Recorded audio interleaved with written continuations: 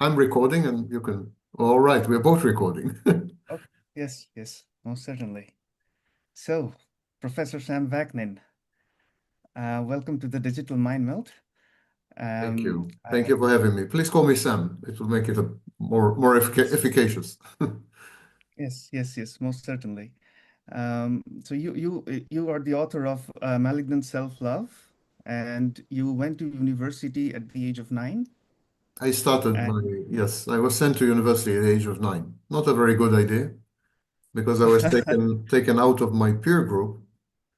But at the time, there was this hysteria about um, um, gifted children and so on and so forth. And the belief was that gifted children should be removed from school to an academic setting because at school they would be bored and then they would become troublemakers and it would lead to antisocial behavior.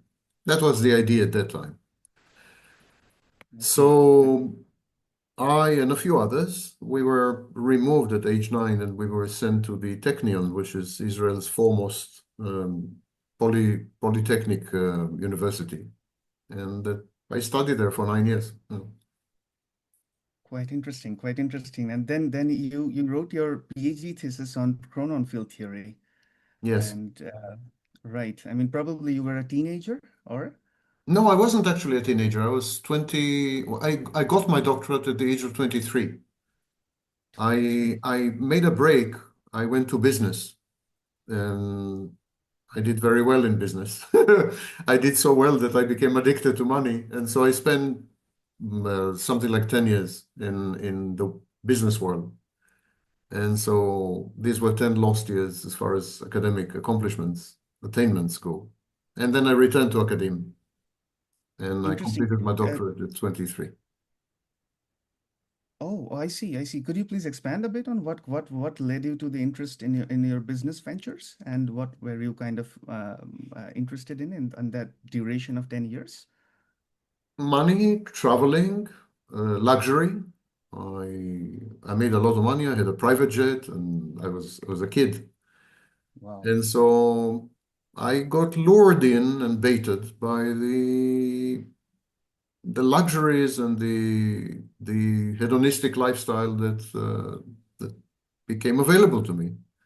It's very tempting, and the academic or intellectual world is as thrilling and as adventurous as anything the external world can offer, but it is usually mired in poverty and I mean, even if unless you are an extremely prominent intellectual, public intellectual, and so on, and at the same time a good businessman who you monetize your fame and celebrity in many ways, you merchandise yourself.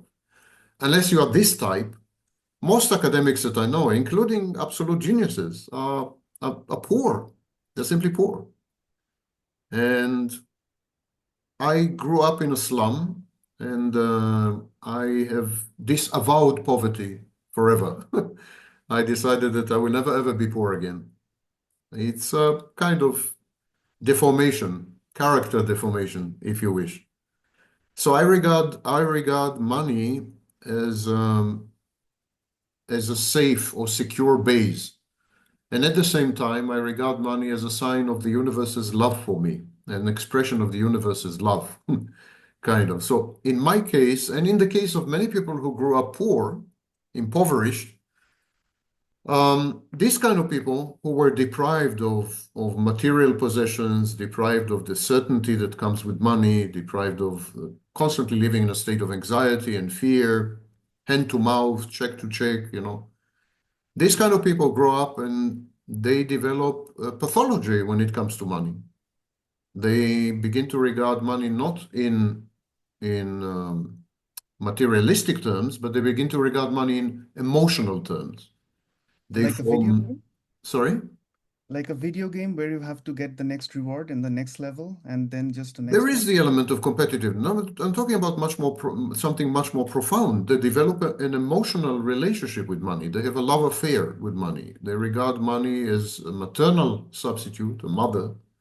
They regard money as proof of God's love for them or the universe's love for them.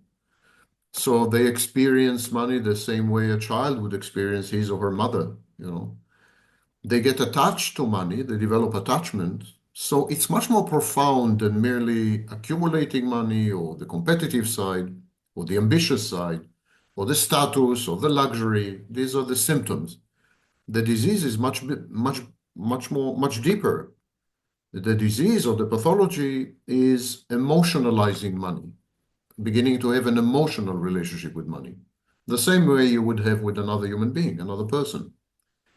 And this is why people with a lot of money also have severe difficulties in interpersonal relationships because they are already in love.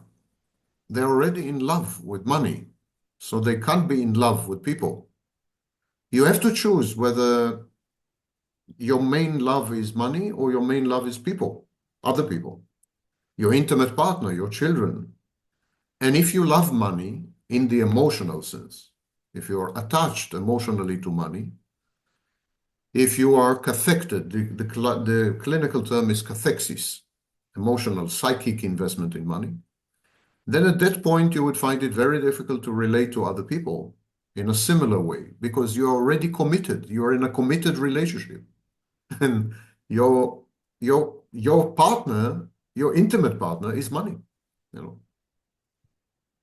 I kind of have to kind of probe you here a little bit, like a person as you mentioned, that who came out of the slums of Israel, isn't that the most defensive mechanism or the strategy that one must have in order to come out of it? And isn't that also kind of like human to do that? To, I Well, mean, yeah. not everyone who grows up in a slum or in poverty, not everyone, actually, the majority do not develop a compulsion to obtain money, or they strive, they work hard in order to secure basic needs and to not be indigent. And yeah, that's a common behavior. But when it becomes compulsive, when it excludes other emotional attachments, when it narrows and constricts your life into a single pursuit, when you experience heartbreak when you lose money and euphoria when you make money, in other words, when you have emotional reactions, then this is a sign of pathology, simply a sign of pathology. Money, of course, brings a sense of safety. Money brings freedom. No one is underestimating the benefits of having money. But the people who pursue money obsessively and compulsively, they're not interested in money at all. The money is in the bank, they never see the money, never touch the money. Many of them don't even spend the money. I mean, they buy this, they buy that, but it's not about the money. It's about the the presence of money in their lives is a sign, if you wish, from reality or from the world or from the universe or from God, a sign that they are chosen, they are loved, they are cared for, they're safe. It's an infantile reaction. It's the way an infant would react to the presence of his or her mother. The Protestants, the Puritans in the 17th century, the guys and girls who established the United States, among others, they believed that being successful in business, making money, is a sign of God's blessing and God's grace. They said that rich people are blessed by God and poor people are shunned by God. It's a sign Which is of quite God's. opposed to, Sorry? which is quite opposed to the original view of Christianity, where like the doors of God are open for the poor, and It's it's a, much it's a, more. it's an inversion of the message of Jesus Christ, who said that the meek shall inherit the earth, and that it would be very difficult for a rich guy to end up in heaven. He said it would be easier for a camel to pass through the eye of the needle than from a rich person to end up in heaven. So yes, it's an inversion of the original message of at that time it was not Christianity, it was a Jewish sect. So a message of that Jewish sect. It's Yeah. an inversion, but it had to do a lot with the belief in predestination, Calvinism, the Calvinist belief in predestination, and so whatever happens to you in life has been pre-decided by God. God micromanages your life.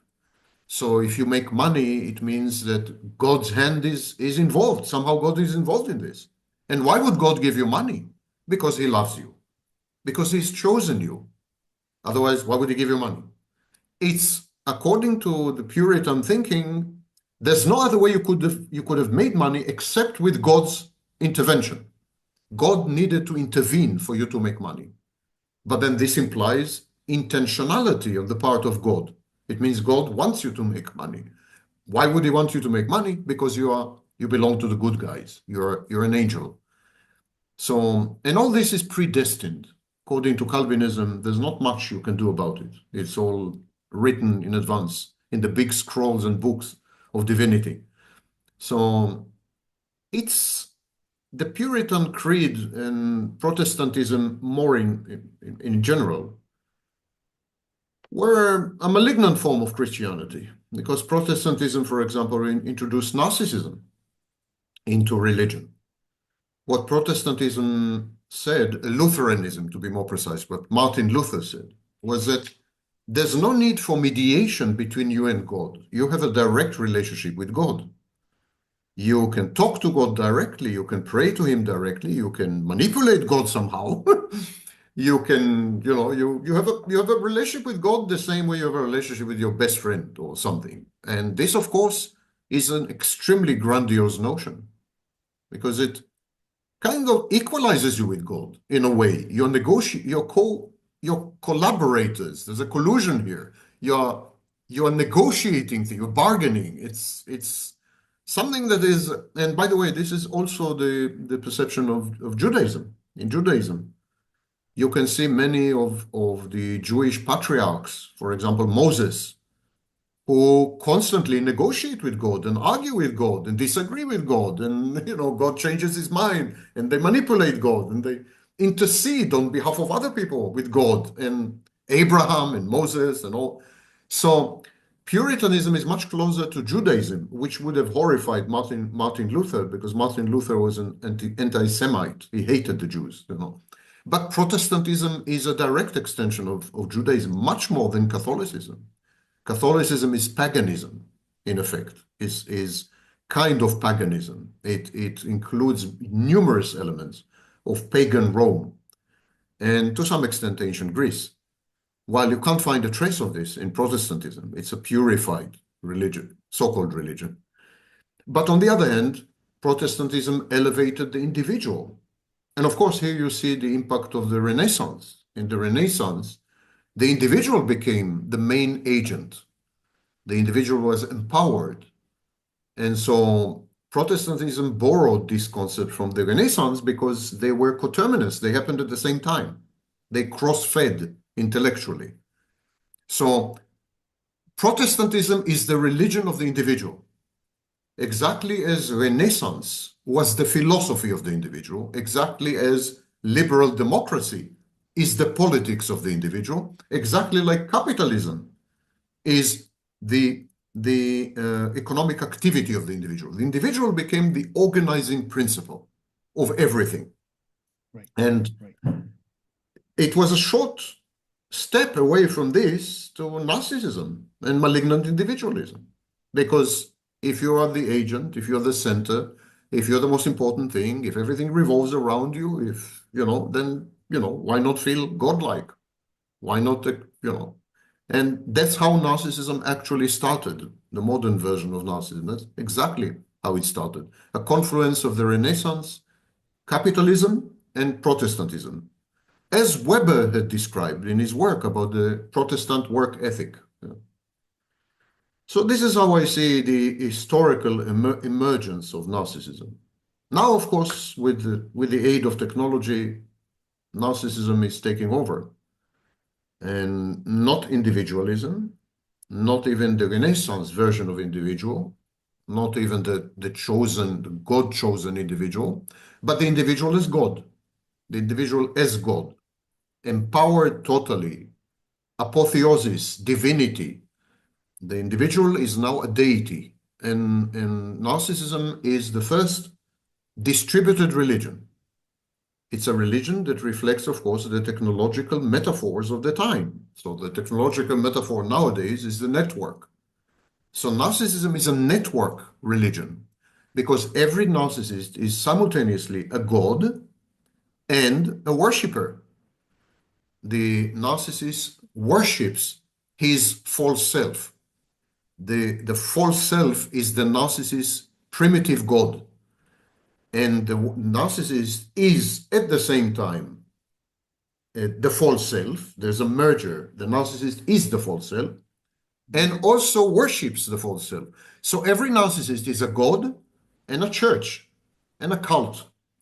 So you have like 8 billion narcissists, let's say, and so you have 8 billion gods. Polytheism is restored, 8 billion gods, and they worship themselves and they try to convert you. It's a missionary religion because they try to convert you. They want you to admire them. They want you to worship them.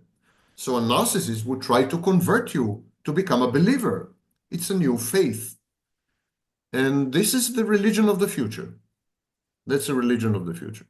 I think the two religions that will survive in the future would be Islam and Narcissism, basically. Masquerading, narcissism masquerading as Christianity is, but essentially narcissism. And Islam. The alternative is Islam, and it So has why its do own interesting features and so on and so forth. I don't know if you want to go into it. It's up to you. You're the boss. But maybe sure, sure. Maybe there I would love to probe you there, but like first I want to kind of get into some of the yeah. reflections on what you just mentioned because it was quite provoking on some certain grounds. Like I you So you were in jail once when you read about the whole structure and framework of narcissism. Almost you mentioned it was like Hollywood movies that you smuggled books in jail and it was quite romantic in a certain manner. So and you also said in one of your talks that if you are goal oriented, this is an orientation that will guarantee failure. Only the only reason to improve yourself is yourself. Nothing external, not money, not your mates, children, not your nation, but you, right? So I guess my question is much more rooted into the mediation aspect of things, like in a to form a constructive solution to this problem. Because I personally have went through some of these species called narcissists, like you define, right? And like at first, I totally trusted them because I was fooled, honestly. And I think that this is kind of like a human nature to trust also. And they were so well done. I mean, the act was done perfectly. But then the switch of the character when it came to me, it was very difficult to digest at first, right? So, are we doomed, or is there like some hope there? How do you see that? Because in the business sense, we all have to team up and work together essentially to form some common goals, right? But if a company or a corporation is full of narcissists, and what about a Socrates? What about a Plato in there? Or maybe a Jimi Hendrix, right? Mm. Um, like I think they're done. I mean, so I would love your thoughts on this part a little bit. Like, First of all, what to you and me might be an evolution or a revolution to the new generations will be the new normal. They would say nothing strange about it, nothing outstanding. Every transformation leaves leaves one generation baffled and perplexed, and the other generation indifferent and insouciant because uh, narcissism is becoming the organizing principle of modern societies and modern cultures. Narcissism is not only an organizing principle, but it is a hermeneutic principle. In other words, it has explanatory power. You can use narcissism or the concept or the percepts of pathological narcissism to make sense of your life. You've just done this. You've exactly did this right now. because you said you applied your knowledge of narcissism, such as it is, to your interactions with specific people. So it made sense. Narcissism made sense of your life. So Yes. narcissism has a lot of power to organize life, to structure it, to introduce order, predictability. Um, Even to some extent, narcissism is normative. There are norms associated with narcissism. You may disagree with them. You may find them antisocial and abrasive and so on, but there are norms. Narcissism is normative. And narcissism has explanatory power.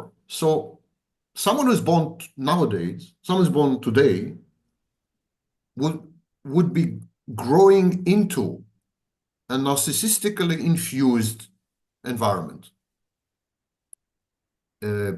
The political leaders are narcissists, people in entertainment and show business are narcissists, chief executive officers of companies are narcissists. Narcissism is a positive adaptation in the sense that the more narcissistic you are, the more you are rewarded and accomplished and so on. And so children who are born today would regard narcissism as a natural aspect of human interactions and a foundational cornerstone of postmodern society and culture. They would see nothing strange in it, nothing deviant, nothing pathological. They would maybe regard empathy as a kind of weakness, the way Elon Musk suggested. They would regard um, altruism and charity as wasteful, a wasteful misallocation of resources. They may even opt for eugenics and worse. No. In other Okay. words, what to you and me appears to be an aberration or an innovation or a transformation or a revolution or whatever, to someone born today, in 20 years' time, would appear to be the normal thing. And everything else would appear to be aberrant and deviant and so on. So in psychology, we don't believe in dividing mental processes into right and wrong, good or bad. I'll give you an example. I would ask you, do you think depression is a bad thing? And you would answer in all probability, yes, depression is a bad thing. But in all probability, of course, you can, if you work very hard and if you spend the next 2 hours thinking about it, you may come up with a single situation where depression is a good thing. But by and large, grosso modo, depression is considered to be a bad thing. I know that it is considered to be a bad thing because we medicate against it. We're trying to mitigate it somehow. However, that is not true. It's not a bad thing, and it's not a good thing. In Auschwitz, in a concentration camp, Yes. if you were Yes. not depressed, then you're mentally ill. Depression in Auschwitz is a healthy response, is the right response. So it depends on context. Narcissism in the world I was born into was counterproductive, destructive, dysfunctional. Narcissism in the future would be a positive thing, a positive adaptation. It would add to people's self-efficacy, maybe even bring them happiness. It all depends on the context. So the focus should not be, in my view, on narcissism or on narcissists, but the focus should be on our changing civilization. Everything in human nature is ultimately reactive. Everything in human biology is ultimately reactive. We are all reacting to changing environments. Narcissism is not a coincidence, an incident, or an accident. It's an adaptation. And the more the civilization changes, the more the adaptation becomes positive. So, in a civilization which values competitiveness, ambition, worthlessness, callousness, disempathy, selfishness, malignant individualism, as I call it, and so on. In such a civilization, it's very not helpful to not be a narcissist. So in 2016, in July, the important science magazine, New Scientist, had a cover story. And the cover story read, Parents, teach your children to be narcissists. So narcissism in the discourse outside clinical psychology, narcissism is a value judgment. Saying narcissism is bad, is horrible, should be eradicated, should be fought against, should be resisted. And this is not psychology, this is religion. This is morality. It's a morality play. Narcissists are all bad, so that makes us all good. It's bad versus evil. It's the oldest story in the book. But that's not how psychology regards narcissism. In every single narcissist, pathological narcissism was a positive adaptation in early childhood. It allowed the child to survive and to function and to grow up. So narcissism, pathological narcissism starts off as a survival strategy and a coping strategy. And then it is carried on into adulthood. Let me put it to you in a simpler way. Imagine that Donald Trump comes to me and I tell him, Don, we are like good friends. Don, listen. Sure. Sure. Yes. Don, listen, I tell him. I have diagnosed you with narcissistic personality disorder. And that's really seriously bad news for you because narcissistic personality disorder is almost psychosis. It's really bad. It's self-defeating, self-destructive. It involves fantasy, dysfunctional defenses. It destroys your interpersonal relationships. It's poison. You need help. You need treatment. Donald Trump would say, why do I need treatment? I've had the most beautiful women on earth. I'm a multi-billionaire.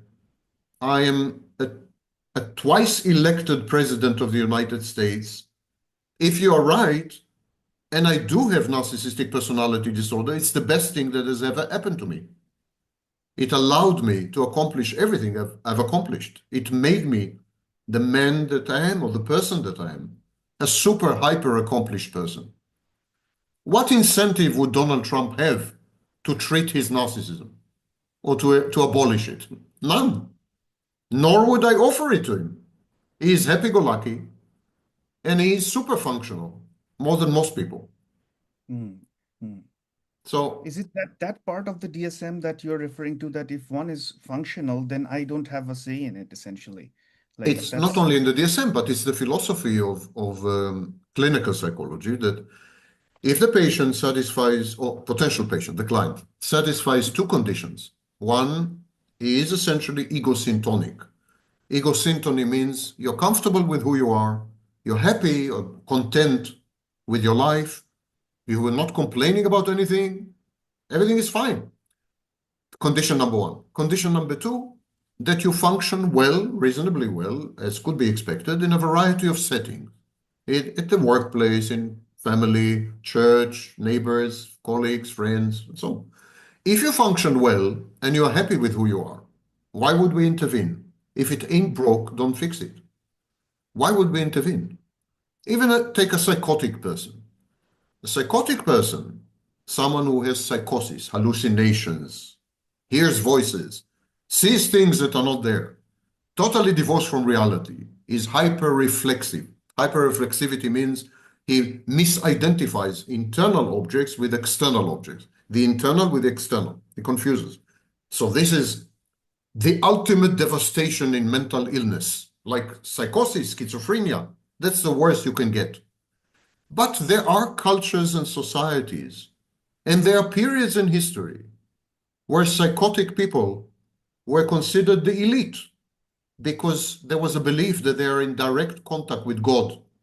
right, right, right, right. These are the people who established all religions, no exception. This is also prevalent in many Indian cultures. Like, I mean, a lot of people, like, for instance, Ramakrishna Paramhansa is one of the saints where I come from in Calcutta, India. And I think a modern psychiatrist would call him completely insane. And but he was way more functional than many. So, And which is in many societies and cultures, these people are admired, they're revered. So they're revered as prophets, as, And yes, so psychosis in itself is not something you need to treat. It depends crucially on how the person is coping with the psychosis and what how, about pain? sorry? What about pain? For instance, if I may just like, I mean, probe into the part of depression, like you mentioned. Like I know that like yesterday you had a video on BPT, and and I just want to kind of like that's why I take another illness, like for instance, let's say bipolar depression, which is also 2% of the world like kind of have it. And but there are certain amounts of pain associated with the patient, like they have go through periods of mania where it's becoming like they're going super fast or something like that, and then there is depression when they feel they can't wake up from their bed. This pain is very real. This is a real Well, phenomenon. I've just said you need to satisfy two conditions. One is that you're happy. So you can't have pain and be happy. Sure. First condition is to be happy. Second condition is to be functional. Both of them. You need to have both of them. If the person is both happy and functional, no need for treatment of any kind. But the person needs to be happy. Of course, a person who is in pain but functional needs treatment. A person who is not in pain is happy but dysfunctional needs treatment. I see. But a I person see. who is happy and functional does not need treatment, regardless of the diagnosis, does not need treatment. These are the tests. So, as you said, there is a psychotic there, and he's a guru, and is super functional and everything. Why would we treat someone like that? There is a narcissist, probably a malignant narcissist, and he's the richest man in the world, Elon Musk. Why would we treat him? There's another narcissist. He's president of the United States. Why would I treat him? How can I improve his life? I don't understand. He accomplished everything he ever wanted. He's happy. He thinks he's great. In which way would I improve his life? Yeah. Yeah. Yeah. Maybe we can just like switch a little bit of gears on the diagnostic side, and also regarding how the centralized medicine exactly takes in mental disorders and categorizes them and then defines criterion of diagnosis and then treatment. Like, why don't you like, I mean, tell us a little bit about regular depression, bipolar disorder, and the very fact that like, I mean, from what I have learned is that like there are certain kind of illnesses on which you don't have a solution. You just can manage some of this stuff.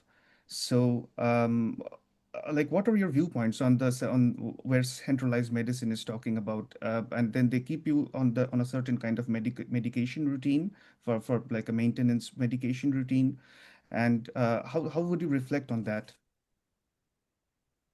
First of all, clinical psychology and clinical practice are mostly geared to tackle with the problems of mentally healthy people. So mentally healthy people go to therapy because they suddenly are depressed but overall, these are mentally healthy people. Mentally ill people rarely go to therapy. Most of them tend to deny their condition, reframe it somehow. And so they rarely attend therapy. And when they do attend therapy, it's in coercive settings, in a mental asylum, or they were sent by the court, or they are in prison, or their wife is threatening to divorce them, so they attend therapy, or something, So it's coercive when it comes to mental illness. Not, I wouldn't generalize. I wouldn't say that 100% of mentally ill people, but Sure, sure. it's pretty prevalent. The people who do go to therapy, the people who do attend therapy are mentally healthy. The same way that you go to a doctor when something's wrong with you, but most of the time you're okay. You don't go to a doctor most of the time. You would go to a doctor because something has changed, something is wrong. So that's point number one. Point number two, the overwhelming vast majority of mental health mental illness or mental health conditions have no cure or solution of any kind. The best we can do is modify behaviors to some extent. We can do this in borderline personality disorder, narcissistic personality disorder even. We can modify some behaviors.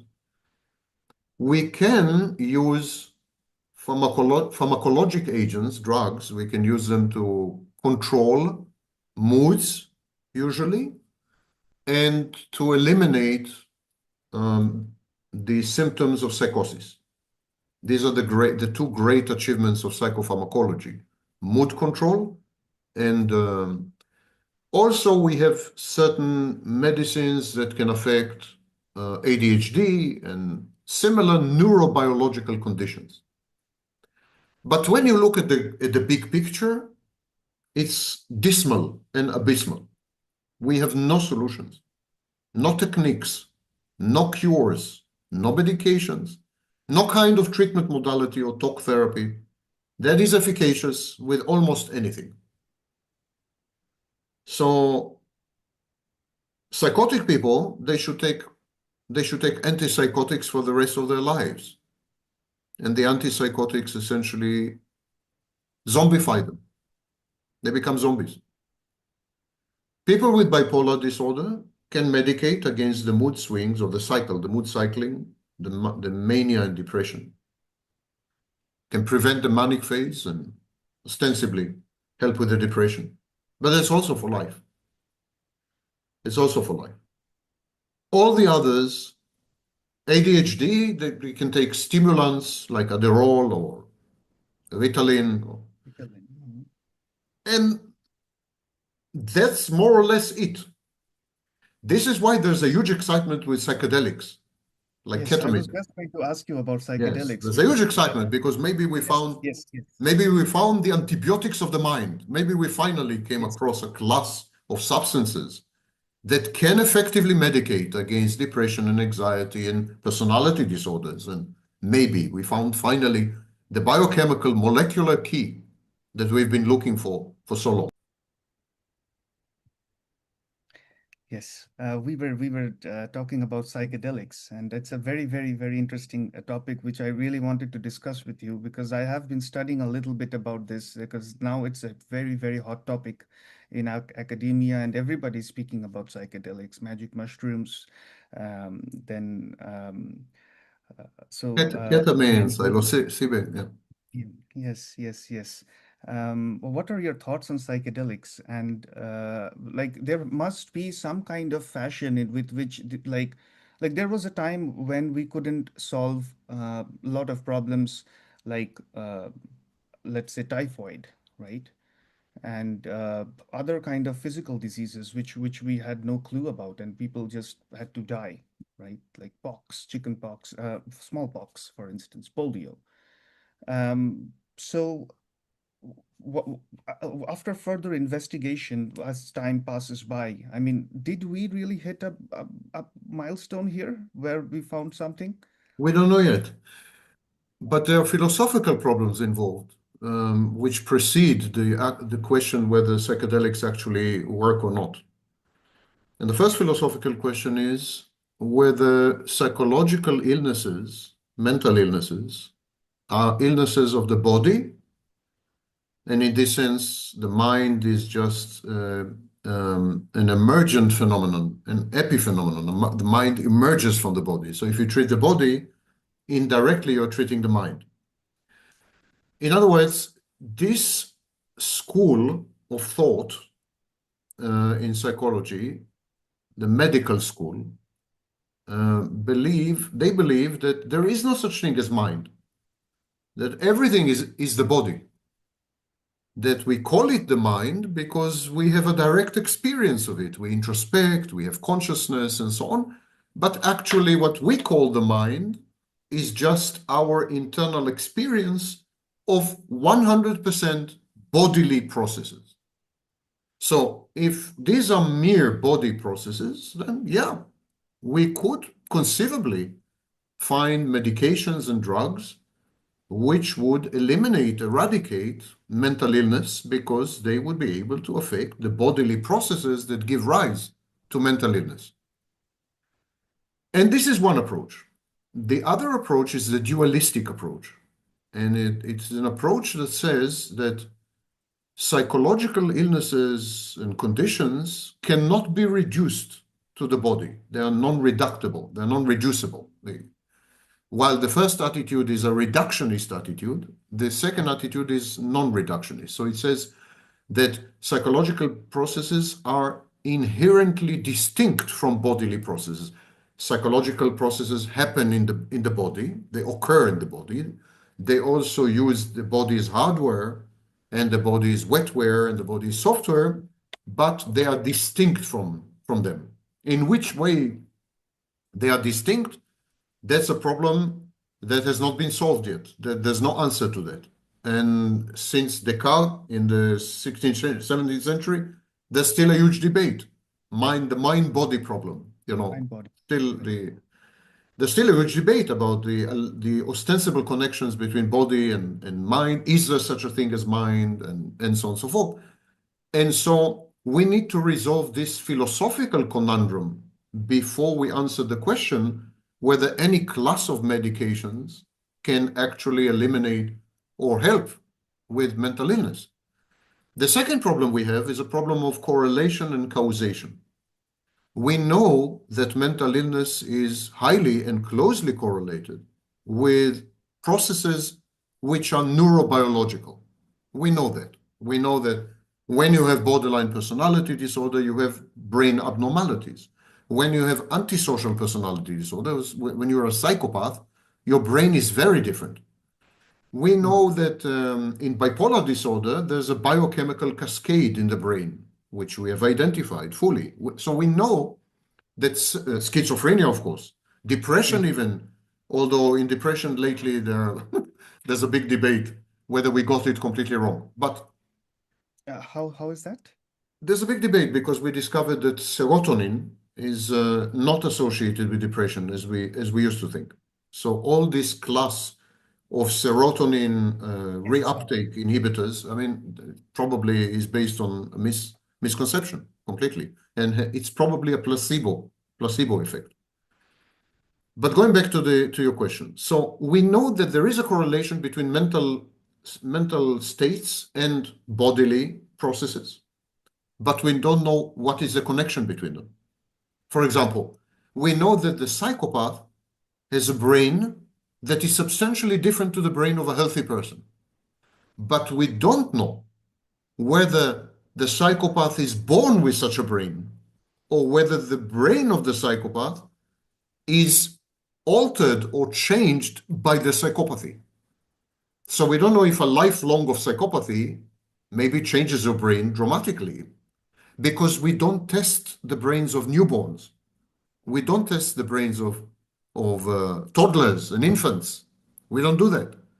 And so we have zero information about what kind of brain the psychopath is born with. We have a lot of information about the adult brain, the brain of the adult psychopath, but not about the brain of the child who would become a psychopath later in life. One main reason, of course, is we cannot predict. We cannot predict which baby will become a narcissist, which baby will become a psychopath. So there's no point in testing the total population. So it's a big mess. This problem of correlation and causation is a very serious hindrance or obstacle, because if there is no causation, if the bodily processes just reflect underlying psychological processes, but they don't cause them, then no drug and no medicine would have any long-term impact or healing impact or cure, will never become a cure. Because if the bodily processes do not cause the mental processes, then changing the bodily processes will not change the mental processes.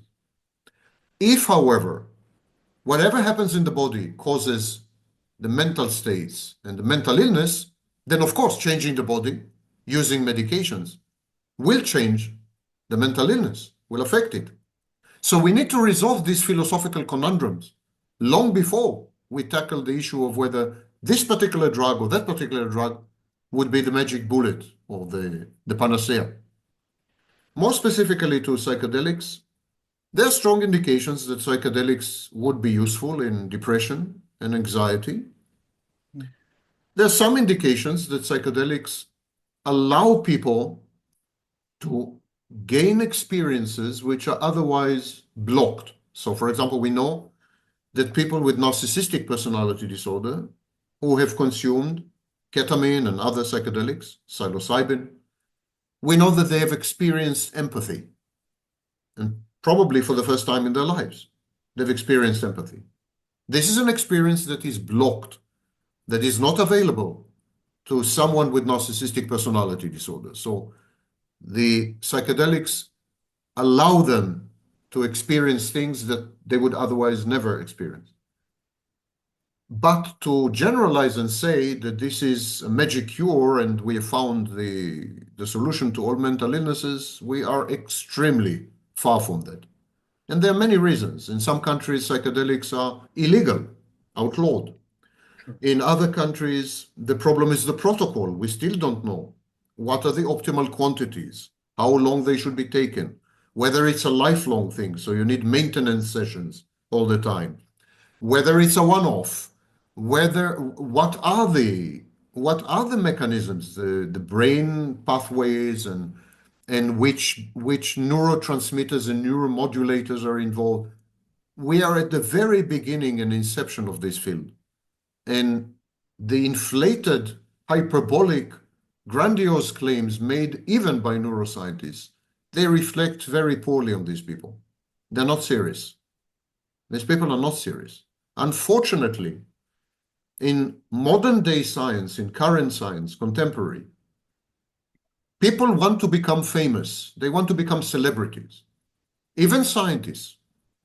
So scientists exaggerate, they lie, they falsify, they go into hyperbole, they make unfounded claims and statements.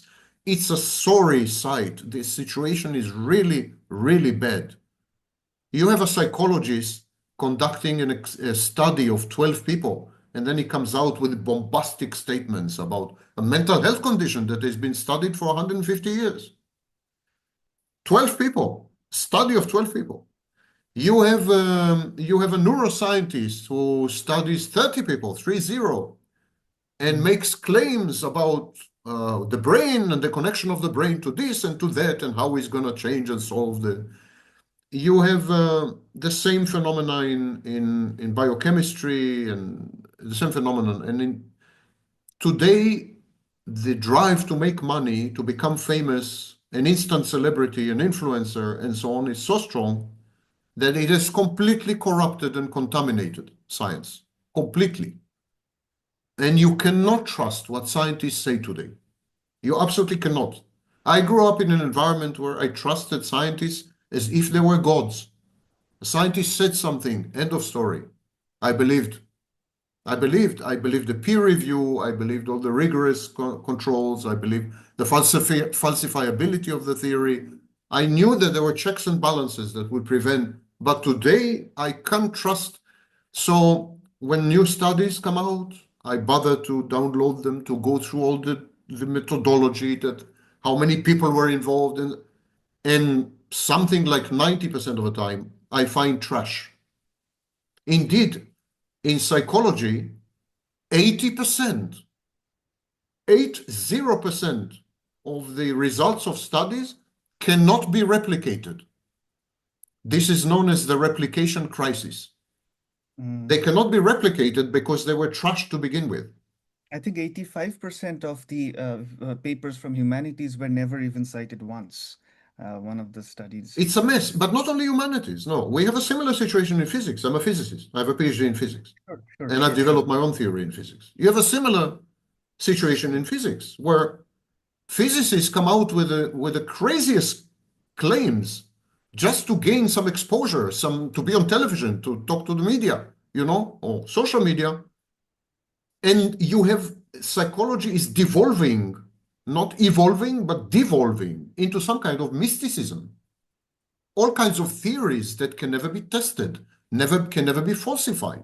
All kinds of nonsense, it's flooded. Physics is flooded with trash and nonsense nowadays. About a week ago, or was it 2 weeks ago, a group of scientists from Cambridge University. Cambridge University is up there, one of the five best in the world. I teach in an institute affiliated. So a disclaimer, I teach in a postgraduate institute in Cambridge. So, but still, a group of scientists from Cambridge University announced they found traces of life on an exoplanet. There's a molecule on Earth associated on Earth only, mind you, which is a limited sample, to use a British understatement. But on Earth, this molecule is associated only with life. Okay, so they claim that they found such a molecule on another planet, on an exoplanet. Immediately, there was a media circus. They went on every conceivable television all over the world. They became instant celebrities, superstars, until a team from Oxford, the competing university, had a go at their raw data and found out that it was all complete nonsense. They failed. They failed to use the most basic statistical tools, for example, significance tools. They failed to use these tools. It was trash, not science, pseudoscience. Cambridge University. Who on earth can you trust anymore? So all these studies with psychedelics are conducted outside academia. Most of them, not all, but like 90% of these studies are conducted outside academia. There are no rigorous controls, no control groups in the majority of them. They're conducted on small, tiny samples, which are not representative. They're self-selecting samples. Many of these people have used psychedelics before, which is very bad news because the previous use of psychedelics may have changed their brains or conditioned them somehow. We have competing protocols. Some scientists say you need to give it once. Some scientists say you need to have maintenance sessions all the time. So we can't even compare what's happening because they don't adhere to a single protocol, which would allow replication and comparison. It's chaotic. It's a chaotic scene. Having said all this, clearly, ketamine, other psychedelics have a beneficial effect in depression and anxiety. That, I think, is established beyond doubt. Definitely, psychedelics are more efficacious in depression than antidepressants. That is, I also think, is established beyond doubt. All the other claims, anxiety maybe to some extent, I think also in anxiety. But otherwise, I think all the claims are inflated, hyperbolic, and unsubstantiated. At this stage, I'm a great believer that psychedelics can be a change agent, a transformative agent. So I think if a narcissist experiences connection to another human being, even once, it could have a beneficial impact, long term. I believe that, but it's a belief, and belief has no place in science. It's not a scientific statement, what I say. What about an engineering kind of an attitude towards it? Like, for instance, like so far, like on this theme that we are discussing, like let's say that like there is a body aspect of it, which if we probe into something and we get something out there, and sometimes it works, sometimes like we just understood that the whole depression phenomenon with serotonin was a placebo, and then there is a mind aspect of it. Like there have been miracles where people have changed radically over a very short period of time just by the power of the mind, right? And I don't know what to tell you.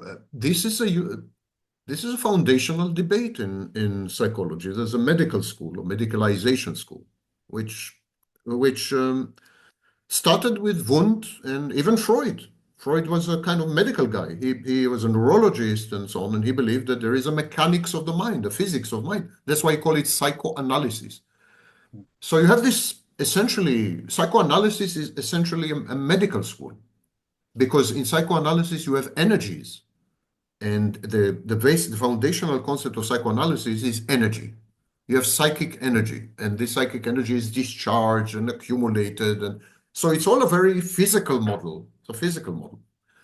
And you have the non physical or non medical approach, which says that psychological processes are so complex that even if they are connected to bodily processes, we would never, or it would take a long time before we are able to reduce them to bodily processes. It's a little like genetics.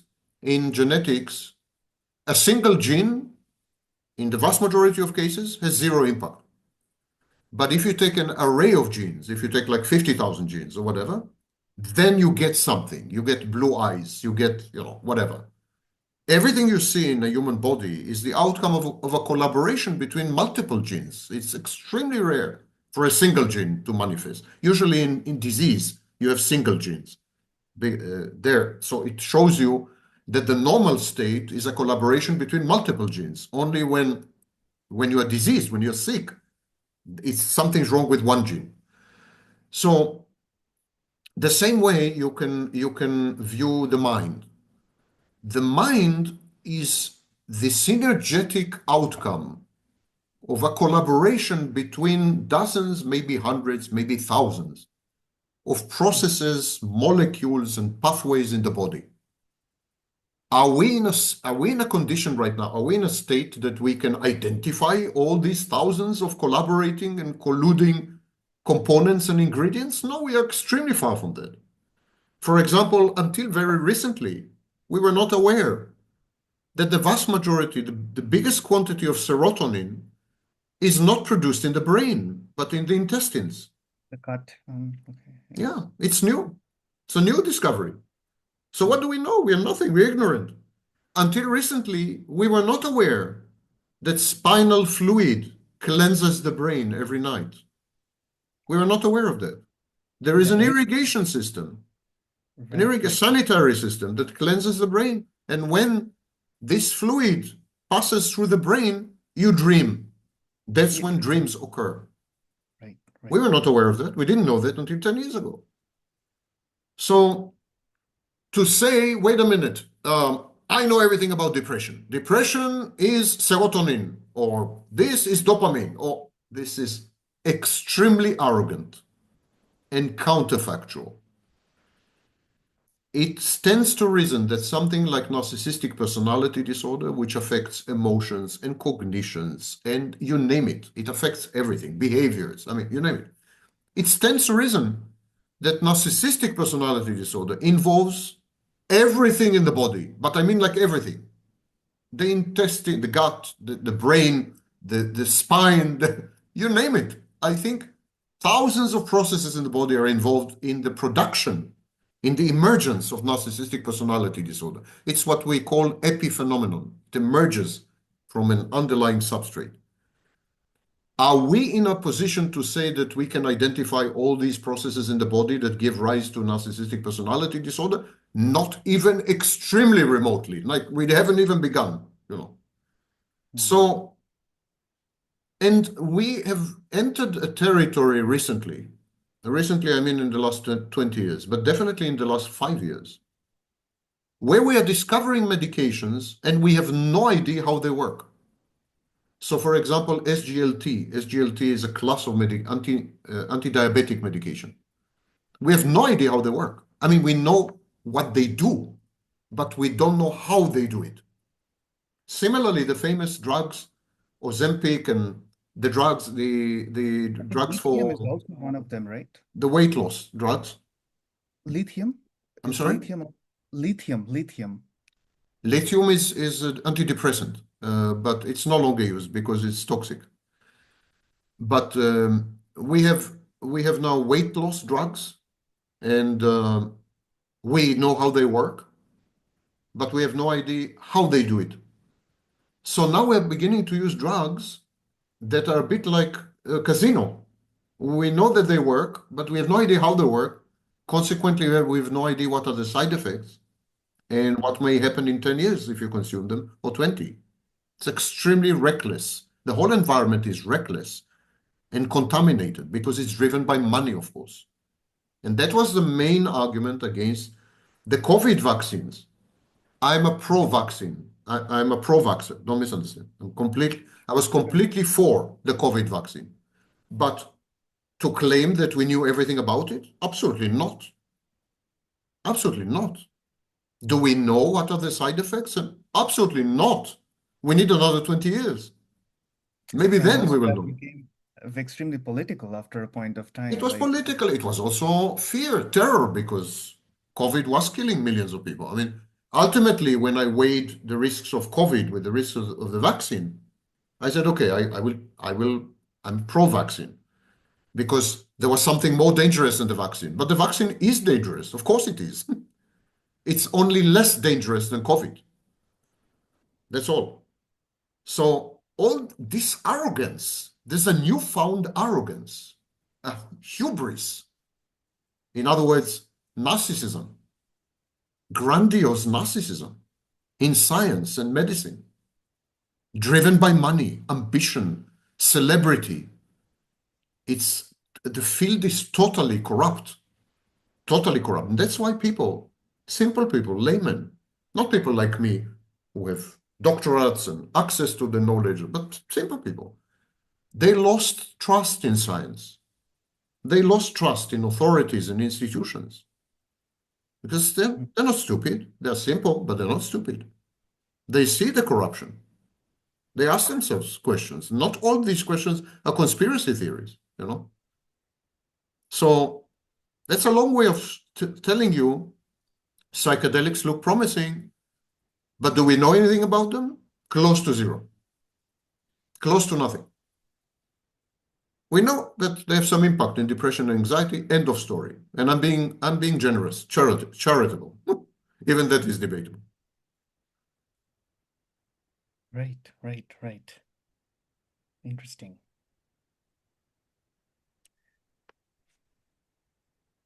Yes, I actually kind of also wanted to talk about your work in the chronon field theory. Um, like, but maybe before going there, like I just want to kind of let you finish the riff on the extension of psychedelics with all these ailments that we have right now talked, and the amount of pain that is already there, which is kind of very very existential, right? And all of this kind of always boils down into knowledge. Like if we have the knowledge, we will be able to solve it, and every passing day we are definitely getting some more of it, a little more of it. But we somehow don't have the basic fundamentals. Like I want to take one of the tangents from here. Like if you consider a technology like Neuralink, right? How do you exactly kind of put it in your framework? Like, for instance, if I make a thought experiment, right? Let's imagine that I have one wire in my brain, right, which is related to my vision, right? And then there is another wire related to what I hear. Then there is another wire taste, and then every single things, and it's much more complicated. And there are probably millions of these wires, right? What if I put one of these wires with one of your wires and connect them, right? And how would you see? You would see 50% of the times how I see the world and I feel the world, and 50% of the times how you feel the world, and so would I. I doubt it very much. I think it would be possible in the future, not the near future, but in the future it would be possible, of course, to transfer data from your brain to my brain. I'm quite convinced this would be possible. Yeah, yeah, However, yeah. this data would be filtered through my emotional membranes, cognitive membranes, personal history, memories, and so on. So I could obtain your thoughts, for example. Maybe I could even obtain data about your emotions. But immediately, my defenses, my autobiography, my memories, my emotions, my resistances, my equipment will take over. It's not like computers where you can transfer data from one computer to the other and both of them would interpret the data identically because they are identical, they're clones. But we are not clones. We are not clones, not even when we are born.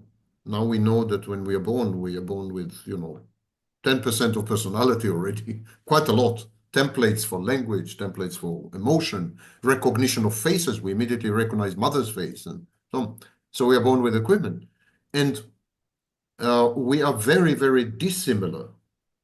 And we grow more dissimilar with time to the point that we are idiosyncratic. We are unique. And so any data that will come from you would be immediately reframed, falsified, changed, transformed, rewritten, reinvented, you name it, so that I am the one who is experiencing it, not you anymore. You could, in theory, have two virgin brains. One day in laboratories, we would be able to grow brains without anything, like virgin, the equivalent of a new laptop with no operating system. And then in Yeah. these brains, maybe, which have had no prior experience, we may create cloning or identical resonances so that these two brains will be actually identical copies of each other and will form a single consciousness space or memory space or whatever. This could be, I believe we will be able to do that, subject to ethical considerations and philosophical debates and so on. But technologically, I believe this would be possible. But now, with existing brains and existing bodies of existing people, it's a hopeless task to expect me to experience anything the way you do, or vice versa. A hopeless task. So, Right. Neuralink's biggest promise is as interface with machinery, devices, and so on, and intervention, pinpointed intervention in highly specific areas of the brain. We know that if we intervene in the brain, there are behavioral outcomes, emotional outcomes, cognitive outcomes. We know that we can change how people feel, how they think, and how they behave by directly intervening in the brain. We know, for example, that if we cut the connection between the two hemispheres, something known as lobotomy, we know that depression disappears. Now, would you like to do that? I don't think so, but it's a fact. Thank you. We know that if we administer electric shocks to the brain, electroconvulsive therapy, electric shocks to the brain, we know that it ameliorates major depression and suicidal ideation. It eliminates them almost. But does it also make Electroconvulsive you a therapy is zombie? very efficient. So, Does it also turn you into a zombie? not really. This is media hype. Electroconvulsive therapy is well tolerated and the recovery is pretty total. But lobotomy is not. Lobotomy turns you into a zombie, yes. And many drugs, antipsychotic drugs, turn you into a zombie. Absolutely. So even then, if we were to gain direct access to the brain through a Neuralink or whatever, it would raise practical questions. What price are we willing to pay in order to modify the brain, intervene in the brain, affect the brain? Are we willing to live like zombies? Are we willing to live in a matrix, for example, a delusional state? These would be debates that would emerge. For example, if you hate reality and there's another 10 million people like you, they hate reality. They can't stand reality. They want to die. Maybe it's a good idea to give them a Neuralink or to give them something to interfere and to cause them to live in a fantasy, in a delusion, which would make them happy. There is already such an intervention. It's called religion. Essentially, a delusional disorder that makes you happy, you know. Right. So all these questions will emerge pretty soon. I believe in 5 years to 10 years, we'll already be faced with these questions because we are entering the last frontier. The last frontier is not space. Space, we are already in space. You think there's much difference between going to the moon and going to Mars? It's only a question of time. Technology is there. We are already in space, but we are not in the brain. That's the last frontier. We are in the oceans, we are on land, we are in space. The last remaining frontier is the brain. It's a last remaining cosmic voyage. And the brain is far more complicated, like dramatically, exponentially more complicated than any known object in the universe. And than the universe in its totality except the brain, if you take out the brain. So The brain is so hyper complex. We have spent, for example, something like 5,000 years trying to decode and decipher the universe. And we've done a reasonable job at this stage. We are 25% there.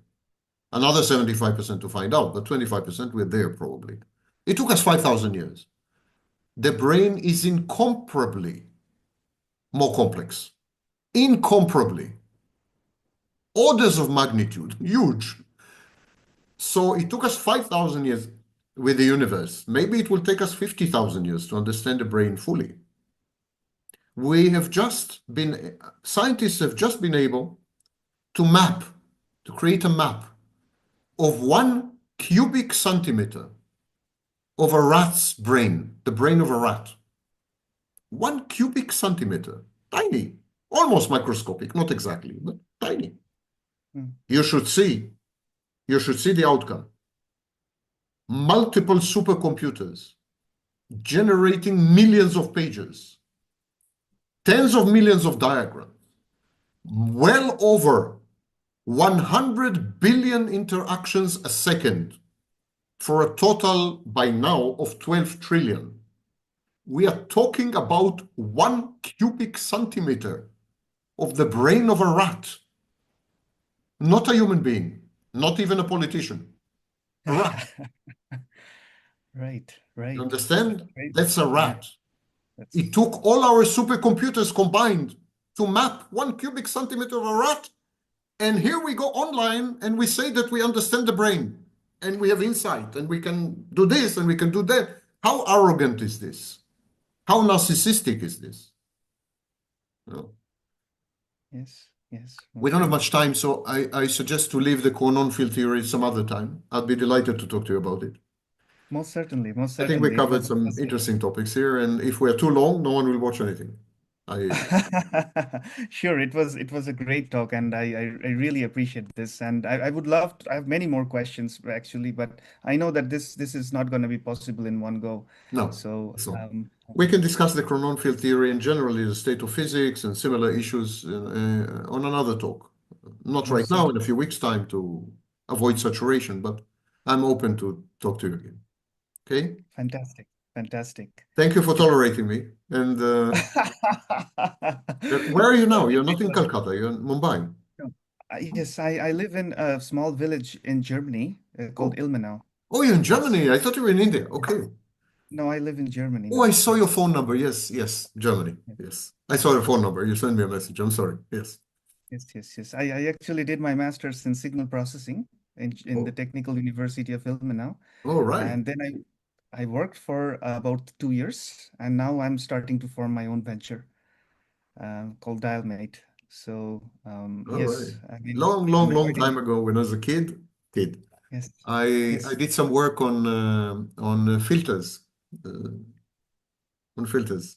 Uh, Never mind. interesting. It's an old story. Okay, it's been a pleasure to talk to you. Yes, yes, yes, yes. Great pleasure. So have a Take, lovely evening then, take care. You Sam. too. Bye bye. Okay.